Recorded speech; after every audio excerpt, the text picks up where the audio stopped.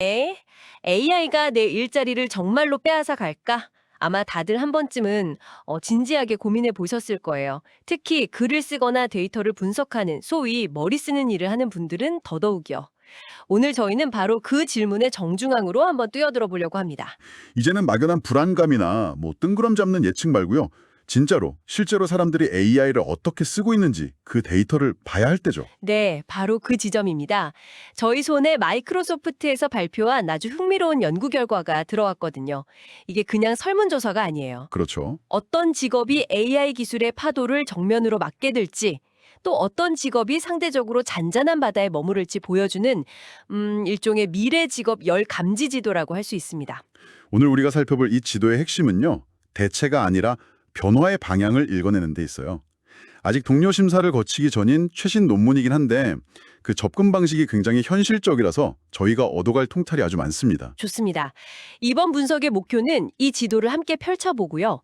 변화하는 기술 환경 속에서 당신의 커리어라는 배가 지금 어디쯤 와 있는지, 그리고 앞으로 어떤 항로를 개척해야 할지 그 힌트를 얻는 겁니다. 자, 그럼 본격적으로 탐사를 시작해 볼까요? 이 연구의 가장 흥미로운 점은 바로 데이터 소스입니다. 연구진들이 2024년에 한 9개월 동안 사용자들이 빙 코파일럿과 나눈 엄청난 양의 대화 기록을 분석했어요. 마치 수백만 명의 사용자들이 AI 비서한테 무슨 일을 시키는지 또 그 결과에 얼마나 만족했는지를 몰래 엿본 거나 마찬가지죠. 그냥 AI가 뭘 할 수 있을까 상상한 게 아니라 사람들이 실제로 AI에게 무슨 일을 시키고 있나? 일을 본 거군요. 접근 방식부터가 다르네요. 네, 그 방대한 대화 속에는 정말 온갖 내용이 다 섞여 있었을 텐데요. 그렇죠. 그래서 연구진의 첫 번째 과제가 그 속에서 업무 관련 과제만 딱 걸러내는 거였습니다. 아, 잡담 같은 건 빼고요. 네. 어젯밤 축구 경기 결과 알려줘. 이런 건 빼고요. 이메일 초안 좀 써줘. 이 보고서 핵심만 세 줄로 요약해줘. 같은 진짜 일에 해당하는 요청들만 추려낸 거죠. 그리고 나서 그 일을 AI가 얼마나 잘 해냈는지 그걸 평가한 거고요. 바로 그겁니다. 사용자가 AI 답변에 만족했는지 아니면 아니 그게 아니라 하면서 수정을 요청했는지 이런 상호작용을 분석해서 AI의 업무 성공률을 측정했어요. 이 데이터를 바탕으로 AI 적용 가능성 점수라는 걸 만들었습니다. AI 적용 가능성 점수요? 특정 직업이 평소에 하는 업무들이랑 AI가 성공적으로 수행한 업무들이 얼마나 겹치는지를 점수로 보여주는 지표예요. 아, 알겠습니다. 그러니까 점수가 높을수록 그 직업의 여러 업무들을 현재 AI가 이미 잘 도와주고 있거나 어쩌면 대체할 수 있다는 그런 의미가 되겠네요. 맞습니다. 굉장히 직관적이네요. 이게 이론이 아니라 현실의 발을 딛고 있는 분석이라는 점이 확 와닿아요. 네. 그래서 이 연구 결과가 더 큰 설득력을 갖는 거죠. 미래에 가능할 일이 아니라 지금 벌어지고 있는 일에 대한 보고서니까요. 자, 그럼 모두가 가장 궁금해할 부분이죠. 그 열 감지 지도의 가장 뜨거운 부분부터 한번 보죠. AI 적용 가능성 점수가 가장 높게 나온 직업들은 무엇이었나요? 전 이 목록 보고 솔직히 좀 놀랐습니다. 네. 점수가 높은 직업들의 공통점은 아주 명확했어요. 정보를 수집하고 요약하고 글의 초안을 만들고 데이터를 분석하는 것처럼 생성형 AI가 지금 가장 강력한 성능을 내는 작업들 있잖아요. 네네. 그런 작업들이 업무의 상당 부분을 차지하는 직업들이었습니다. 구체적인 목록이 궁금한데요. 어떤 직업들이었죠? 상위권에는 통역가 및 번역가, 언론인, 정치학자, 수학자 같은 이런 전문직들이 대거 포진해 있었습니다. 그리고 웹 개발자, 영업 담당자, 지리학자 같은 직업들도 있었고요. 잠깐만요. 웹 개발자요? 그건 굉장히 전문적인 기술직이잖아요. 코드를 짜는 일이 AI에 의해서 그렇게 큰 영향을 받는다는 건가요? 네, 바로 그 지점이 많은 사람들을 놀라게 하는 부분이죠. 근데 생각해보면 코딩 역시 정해진 문법과 논리에 따라서 텍스트를 생성하는 작업이잖아요. 아, 그러네요. 사용자들이 코파일럿에게 실제로 코드 생성을 많이 요청했고 AI가 그 요청을 꽤 성공적으로 수행해냈다는 데이터가 나온 거죠. 물론 복잡한 시스템 아키텍처를 설계하는 것과는 다른 차원의 이야기겠지만요. 그렇죠. 일상적인 코드 작성 업무는 AI가 충분히 잘 해내고 있다는 뜻입니다. 그렇군요. 목록에 또 의외의 직업이 있었어요. 호스티스나 개인 재무 상담사, 경제학 교사 같은 직업들이요. 특히 호스티스는 사람을 직접 대면하고 소통하는 게 핵심인데 어떻게 점수가 높게 나올 수 있었을까요? 바로 그 점이 이 연구의 핵심을 꿰뚫는 아주 좋은 예시입니다. 연구는 호스티스라는 직업 전체를 본 게 아니고요. 그 직업을 구성하는 업무 단위로 쪼개서 봤기 때문이에요. 아, 호스티스가 손님을 맞이하는 일 외에도 예약을 관리하고 대기 시간을 안내하고 메뉴에 대한 질문에 답하는 등 정보를 다루는 업무도 많이 하거든요. 그렇군요. AI가 예약 시스템을 자동으로 관리해주거나 자주 묻는 질문에 대한 답변 스크립트를 즉석에서 만들어주는 식으로 도울 수 있는 부분이 많다는 거군요. 정확합니다. 그래서 점수가 높게 나온 거죠. 결국 이 뜨거운 직업 목록의 공통점은 글쓰기, 리서치, 커뮤니케이션, 정보 처리 같은 소위 BT의 세계에서 일어나는 작업이 많다는 겁니다. 아, BT의 세계. 네.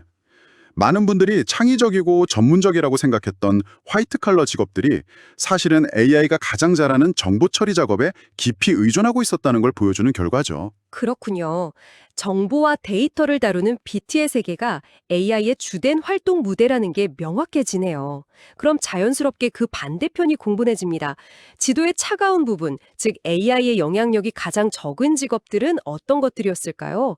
아마 이 목록을 보면 전체 그림이 더 선명해질 것 같아요. 예상하신 대로입니다. 앞선 목록과는 완전히 다른 세상의 직업들이에요. 디지털 화면 밖, 즉 물리적인 현실 세계와 직접 상호작용하는 직업들이 대부분이었어요. 예를 들면 어떤 직업들이 있었는지 구체적으로 알려주시죠. 요양보호사, 선박기관사, 장의사, 특히 시신 방부 처리사요. 그리고 구강외과의사처럼 정교한 손기술과 신체 접촉이 필수적인 직업들이 있었고요. 네. 또 마사지 치료사, 가정부, 타이어 조립원, 지붕 공사원, 바닥 샌딩 작업자처럼 물리적인 도구나 기계를 다루고 예측 불가능한 현실 환경에 대응해야 하는 직업들도 낮은 점수를 받았습니다. 패턴이 정말 명확하네요. 한마디로 원자의 세계를 다루는 직업들이군요. 맞습니다. AI는 아직 팔다리가 없으니까요. 물리적인 물체를 옮기거나 복잡한 기계를 수리하거나 인간의 몸을 직접 만지는 일은 할 수가 없죠. 바로 그 지점입니다. 그리고 또 한 가지 중요한 축이 있어요. 뭐죠? 바로 인간적인 교감입니다. 아, 요양보호사나 마사지 치료사 같은 직업은 단순히 기술적인 업무만 하는 게 아니잖아요. 상대방의 감정을 읽고 공감하고 신뢰를 쌓는 과정이 업무의 본질적인 부분인데 현재 AI 기술로는 이 영역을 대체하기가 거의 불가능하죠. 두 목록을 나란히 놓고 보니까 미래 직업 시장의 지형이 확실히 보이는 것 같아요. 한쪽은 스크린 안에서 정보를 가공하는 BT의 세계, 다른 한쪽은 현실에서 몸을 쓰고 사람을 만나는 원자의 세계. 현재 생성형 AI의 영향력은 명확히 전자에 집중되어 있고요. 아주 적절한 비유입니다. 이 구분이 앞으로의 커리어 전략을 세우는데 중요한 기준점이 될 수 있을 거예요. 자, 그럼 가장 중요한 질문으로 넘어가 보죠. 이 모든 게 대체 뭘 의미하는 걸까요? 만약 당신의 직업이 저 뜨거운 목록에 포함되어 있다면 당장이라도 이력서를 새로 써야 하는 걸까요? 통역가, 작가, 개발자들은 이제 정말 불안해해야 하는 건가요? 여기서 이 연구의 저자들이 아주 단호하고 명확하게 선을 긋는 부분이 있습니다. 논문에서 이렇게까지 말해요. AI가 잘 수행하는 활동과 업무가 겹친다는 이유만으로 해당 직업이 자동화되어 일자리나 임금 손실을 겪을 것이라고 결론 내리는 것은 명백한 실수다라고요. 실수라는 아주 강한 단어를 썼네요. 네, 그만큼 사람들이 쉽게 빠질 수 있는 오해라는 뜻이겠죠? 맞습니다. 이것이 오늘 대화의 가장 중요한 핵심이에요.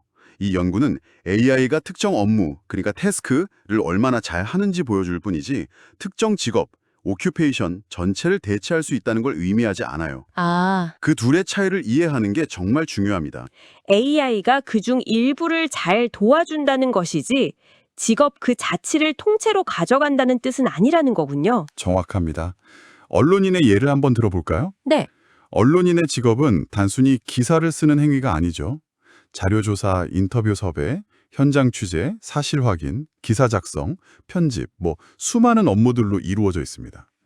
AI는 이 중에서 자료조사나 기사 초안 작성 같은 업무는 기가 막히게 잘 도와줄 수 있을 거예요. 그렇죠. 하지만 취재원과 깊은 신뢰관계를 쌓거나 사건의 진실을 파헤치기 위해 현장을 발로 뛰는 일, 복잡한 윤리적 판단을 내리는 일, 이런 건 여전히 인간의 영역으로 남을 겁니다. 그렇군요. 연구진들도 그 점을 분명히 언급했나요? 네, 논문에 우리의 데이터는 AI가 특정 직업의 모든 업무 활동을 수행하고 있음을 보여주지 않는다라고 명시했어요. 심지어 분석 결과 AI가 모든 업무를 대체할 수 있는 직업은 단 하나도 발견하지 못했다고 합니다. 와, 그건 정말 강력한 메시지네요.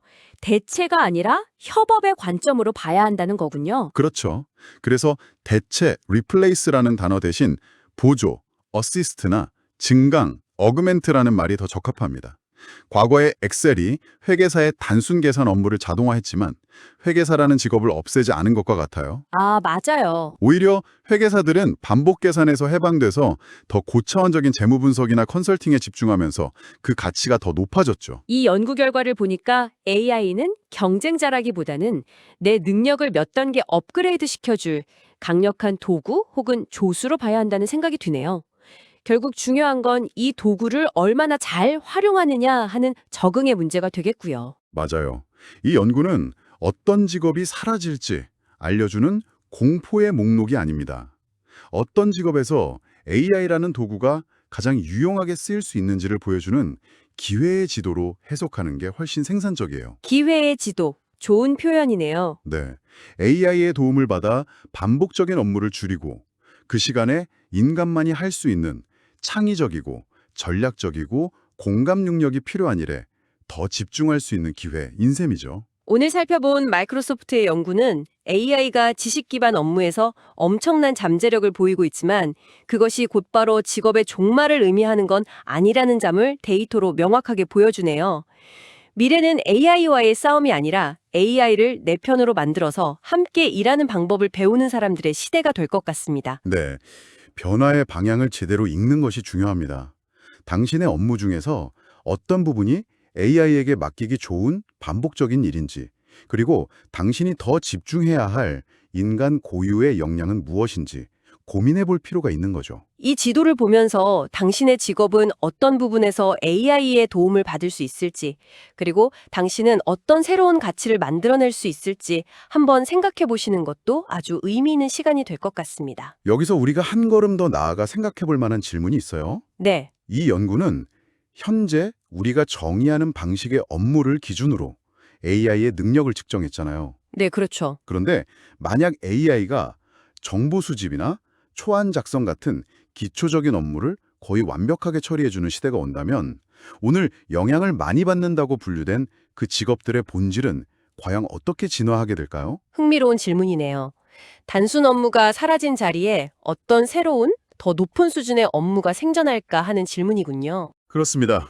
기초 리서치가 5초 만에 끝나는 시대의 역사학자는 과연 어떤 질문을 던져야 할까요? AI가 수십 개의 투자 포트폴리오 초안을 순식간에 만들어낼 때 재무 상담사의 진짜 가치는 어디에서 나올까요?